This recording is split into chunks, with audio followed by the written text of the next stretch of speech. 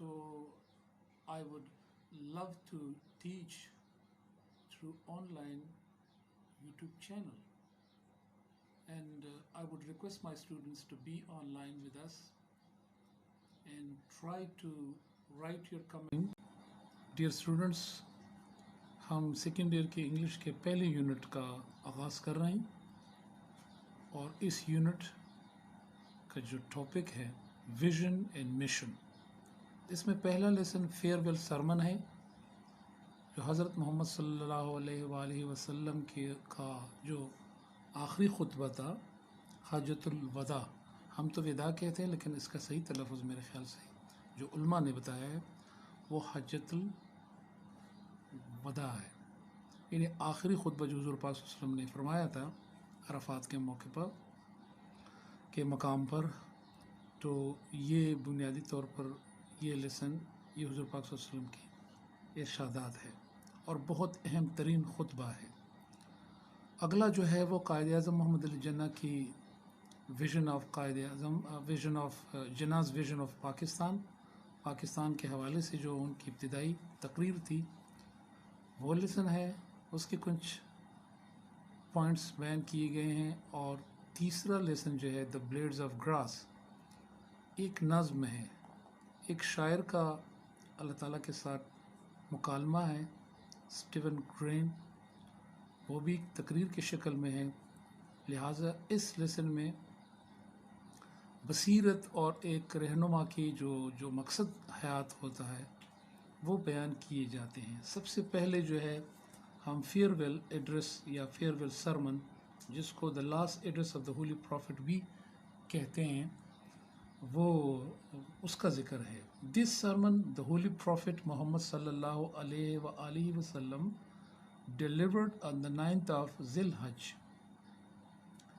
10th AH.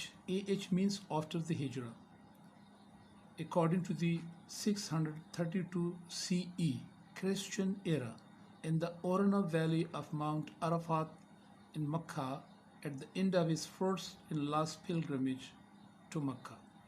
इसका मैं तर्जुमा इस तरह से करूँगा कि ये हुज़ूर पाक सल्लल्लाहु अलैहि वसल्लम का खुतबा है जो आप सल्लल्लाहु अलैहि वसल्लम ने ज़िल हज के इस्लामी महीने के 10 तारीख़ को और बमुताबिक 632 ईस्वी को अरफ़ात के एक पहाड़ी के करीब एक वादी उरना में अपने पहली और आखिरी हज के मौके पर फरमाई। The farewell sermon is mentioned in almost all books of hadith. Sahih al-Bukhari refers to the sermon and quotes is part of it. Sahih al-Bukhari में इसका मतलब है कि ये जो खुतबा है ये हदीस के तमाम किताबों में इसका ज़िक्र मौजूद है और सबसे अहम तरीन किताब मुस्लिम शरीफ और बुखारी शरीफ है। तो बुखारी शरीफ के बारे में कह रहे हैं कि इस खुतबे के कुछ अक़वाल वहाँ से लिए गए हैं, यानी इसका मतलब है कि पूरी खुतबे को शामिल नहीं किया गया, चंद अहम तरीन नुकात इसमें से लिए गए हैं। इमाम अहमद बिन humble has given the longest and perhaps the most complete version of this Sarman in his मसनद।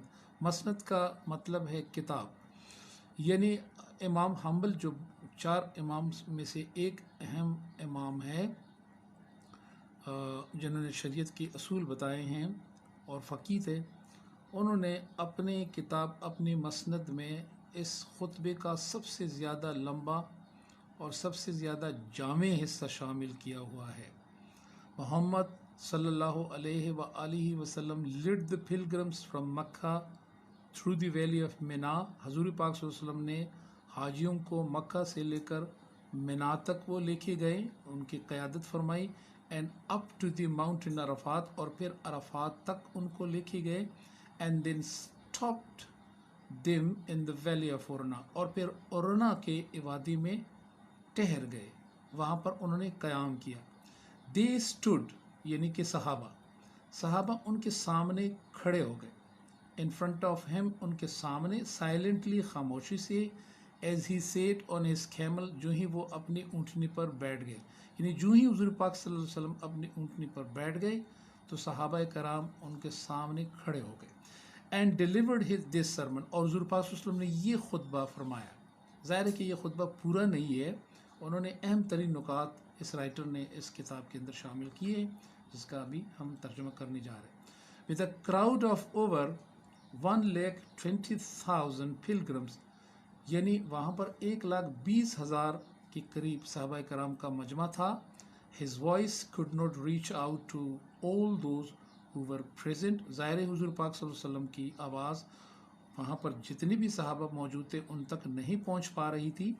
he therefore asked ربا بن امیہ بن خلف, اس لیے حضور پاک صلی اللہ علیہ وسلم نے ایک صحابی ربا بن امیہ بن خلف سے فرمایا, ان کو حکم دیا, who was known to have a loud voice, جو اپنی لمبی آواز کے لیے اونچی آواز کے لیے مشہور تھے, to repeat the sermon after him, کہ وہ خطبہ وہ ان کے پیچھے دہرائے, sentence by sentence, فقرہ بفقرہ, جملہ بجملہ, so that everyone could hear, تاکہ ہر کسی تک حضور پاک صلی اللہ علیہ وسلم کی آواز مبارک پہنچ پائے.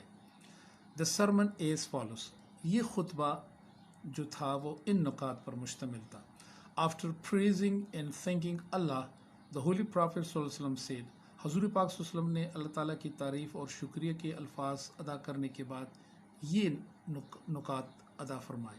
O people, lend me an attentive ear, اے لوگو مجھے غور سے سنو. lend me an ear ایک فریز کے طور پر استعمال ہوا ہے. lend me an ear کا مطلب ہے کہ آپ مجھے غور سے سنو. for I know not whether after this year, کیونکہ مجھے نہیں معلوم کہ کیا کہ اس سال کے بعد I shall ever be amongst you, کہ کیا میں اگلے سال پھر آپ کے درمیان میں ہوں گا یا کہ نہیں. therefore listen to what I am saying to you very carefully, اس لیے میرے الفاظ کو, میرے خطبے کو یا جو کچھ میں کہہ رہا ہوں ان الفاظ کو غور سے سن لینا ہے. and take these words to those who could not be present here today, اور یہ الفاظ ان لوگوں تک پہنچائے جو آج موجود نہیں ہو سکے. ظاہر ہے کہ آنے والی امت کی طرف اشارہ تھا یا لوگوں کی طرف اشارہ تھا. ہم کیسے حاضر ہو سکتے تھے؟ ظاہر ہے کہ ہم تو حاضر تو نہیں ہو سکتے تھے. تو حضور پاک صلی اللہ علیہ وسلم نے صحابہ کرام سے فرمایا کہ آپ میری آواز کو, میرے الفاظ کو غور سے سنیں, ان کو سمجھیں, ان پر غور کریں, اور پھر حکم صادر فرمایا کہ آپ نے میرے اس خطبے کے الفاظ کو پھر ان لوگ تک بھی پہنچانا آپ کی ذمہ داری ہے جو یہاں پر موجود نہیں ہو سکے آج. پھر اگلا فرماتے ہیں, اگلا نقطہ, پہلا جو نقطہ ہے, O people just as you regard this month, اے لوگو جس طرح کہ آپ اس مہینے کو, دس ڈے اس یوم کو, اس روز کو, دس سٹی اور اس شہر کو, اس سیکرٹ مقدس سمجھتے ہیں, ان کو عزت دیتے ہیں. To regard the life and property of every Muslim, اسی طرح سے آپ نے کسی بھی مسلمان کی جان اور مال کی عزت احترام کرنی ہے اور ان کو مقدس جاننا ہے. As a secret trust,